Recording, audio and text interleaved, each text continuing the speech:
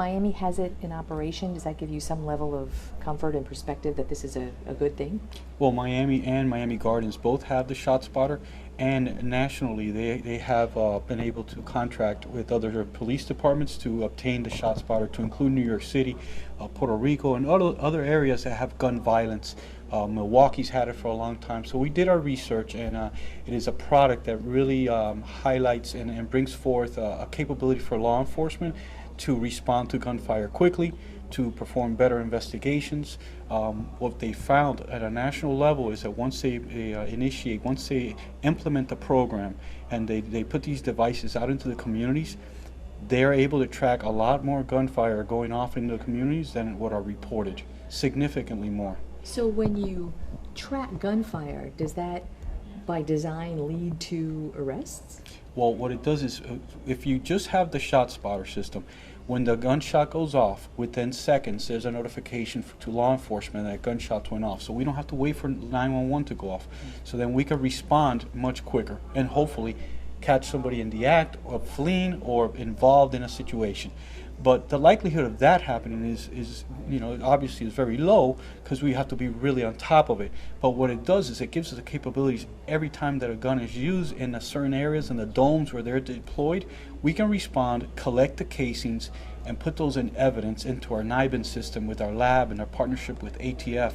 And then later on, if that gun is used and those casings are found somewhere else, it gives us leads, and we can backtrack now.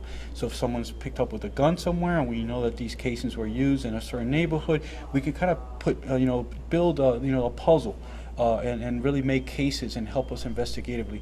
And the way we want to deploy it is we want to deploy it and monitor out of our real-time crime center, which is in development now. And we have access to cameras out in different communities right now. We want to continue to partner with private industry, private organizations to obtain video feeds from them, in addition to deploying our own cameras and license plate readers. So if a gunshot goes off, we're able to turn the cameras in the direction of where the gunshot goes off. We're able to pick up license plate reader signals from those areas and make the case right then and there. Perhaps capture a vehicle fleeing the area, perhaps capture somebody running away from the area.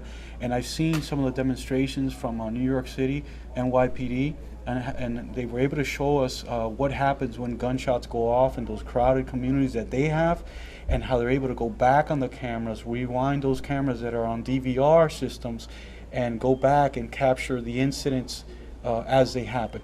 And it's a great tool, and it's been quite successful. Very big brother.